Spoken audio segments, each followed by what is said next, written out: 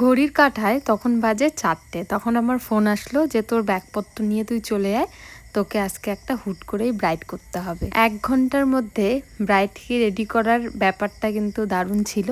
তো সে নিয়েই থাকছে কিন্তু এই ভিডিও।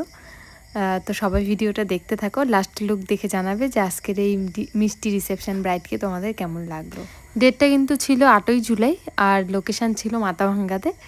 তো ওই যে বললাম 4টার সময় ফোন আসছিল। তো আমারই একটা দাদার হচ্ছে বৌমা, মানে নতুন বৌমা, তো আমাকে ফোন করে বলে যে আগের থেকে তো এরকম কোনো প্ল্যান ছিল না সাজানোর, তো হুট করেই এরকম করে বিয়ে ঠিক হয়েছে, তো তুই ঝটপট যদি ফাঁকা থেকে থাকিস তো চলে আয়।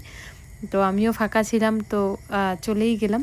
তোমরা ভাবো যে এরকম যদি কোনো মেকআপ আর্টিস্টের সাথে হয় তখন কার না মাথা ঘুরবে।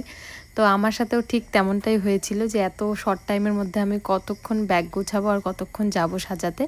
তো কী আর করা যাবে, বলছে যখন, আর যেহেতু আমি ফাঁকাই ছিলাম তো সেহেতু আমি ব্যাগপত্র ওই 10-15 মিনিটে গোটাই নিয়ে একদম চলে গেছিলাম সাজানোর জন্য। তো গিয়েই দেখি কিন্তু ব্রাইড বসেছিল। তো গিয়েই যা করণীয় আমাদের জিজ্ঞেস করে নিয়েছিলাম যে কীরকম কী লুক চাই। তো বলছিল যেহেতু আমি প্রচণ্ড ঘামি তো আমার বেস মেকআপটা একটু হালকা করে দিও আর তুমি তোমার মতো করে দাও। তো সেরকম করেই কিন্তু আমি আমার কাজটা শুরু করে দিয়েছিলাম। একদম বেস মেকআপটা হালকা রেখেছি, তোমরা আশা করি দেখে বুঝতেই পারছো। আর এই মিষ্টি ব্রাইড সেদিন সুন্দর একটা লেহেঙ্গা পরেছিল এবং জুয়েলারিগুলো কিন্তু ভীষণই সুন্দর ছিল। হেয়ারস্টাইলে একদম সিম্পল রাখার চেষ্টা করেছি, একদম হাবিজাবি কিছু করিনি এত গরমের মধ্যে। আর হুটহাট করেই টাইমও কম ছিল হাতের মধ্যে। আর আমি ব্রাইডের বরকে ফুল আনতে বলেছিলাম, তো বলেছিলাম গোলাপ নিয়ে আসতে। তো গোলাপ উনি হয়তো পাননি, জিপসি আর এই ফুলগুলো নিয়ে এসেছিলো, আমি নাম অতটা জানি না। তো তোমরা জানলে অবশ্যই কমেন্ট করে জানিও, আমি জানি আমি ভুলে গেছি।